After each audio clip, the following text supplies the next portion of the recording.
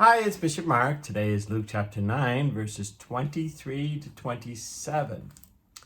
And Jesus speaks about what it means to be a follower of his, to be a disciple of his. So we know that there were apostles and disciples, and there were other people who were just curious and kind of following. But those who follow Jesus are disciples. And so he now starts to teach them what it means to be a disciple. So here's the first part. Then he said to all, "If anyone wishes to come after me, he must deny himself and take up his cross daily and follow me." So the first part of being a disciple is to deny oneself. Deny oneself. What's that mean? That means that you live your life so that it's not all about you, but most important in your life is to follow Jesus. Now that sounds almost impossible, to not be about you, be about Jesus.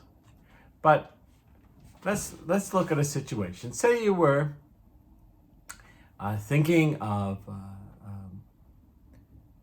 whether or not to join a group that was helping others or to go and play with others. Now, denying oneself, because we all want to play, right? But denying oneself would mean we would choose to help others rather than go play in that particular situation. Now, it doesn't mean we don't play. I mean, of course we play and we have good times, but when opportunities come to help other people, we take those opportunities because that's following Jesus. In this world, we try to live to help others. Another thing about denying oneself is giving time to God, right? So say you want to become a disciple of Jesus, well, that means prayer, right? And so we have to take the time to pray. We can't just say we're people of prayer without praying. So if we want to pray, then we have to give time to God to pray. And maybe that time takes away from something else you like to do, like, I don't know, video games or something like that, right? So that time you give to God is denying yourself something that was just for you. Now, the second part of that sentence was to take up your cross. Now, that means something different to you and me who know that Jesus died upon a cross, and the people at the time who, when they would think of a cross like that, would think of it as a terrible, terrible thing. Well, sometimes we have to, and it is a terrible thing. Jesus died upon a cross is a terrible thing. But why do we embrace the cross? Well, that means sometimes we have to do really hard things, really burdensome things, really, really difficult things for God. Sometimes, for example, say we're mean to somebody and we want to just forget about them and go on our way. But a really difficult thing that God would want us to do is to go and make up with that person, be nice to that person, apologize to the person if you did something wrong. When you do that, you embrace, you do what is difficult. You take up a cross. So following Christ, following Jesus, being a disciple involves denying ourselves and taking up a cross sometimes, all the time actually. But it's not as if it's not joyful. It's just when we have the opportunity, we need to follow what Jesus is asking us to do if you're going to be a disciple. And I hope you want to be a disciple. Okay, next. For whoever wishes to save his life will lose it, but whoever loses his life for my sake will save it. Okay, that's a tough one, to lose one's life for Jesus' sake. But you know what? All sorts of people have lost their lives for Jesus. It is what's called a martyr.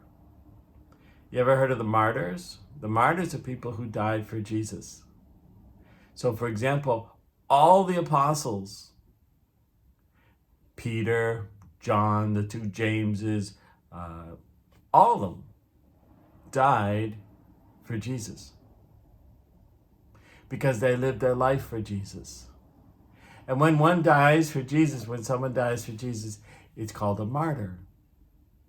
Now, it's questionable whether John, the one who wrote the Bible, died for Jesus or not. We don't know. He lived to be an old man, and there are some people say that he did, and some people say they tried and he escaped. But nevertheless, all real Christians are willing to give up their life for God.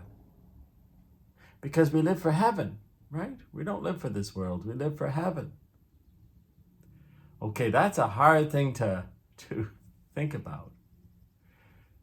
But I certainly would die for Christ. I believe with all my heart.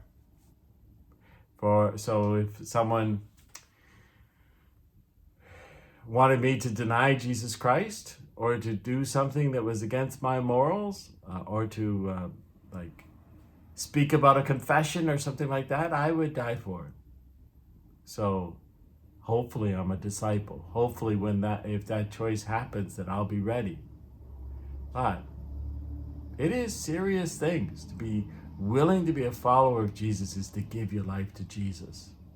All right? He gives us back so much more. All right, next.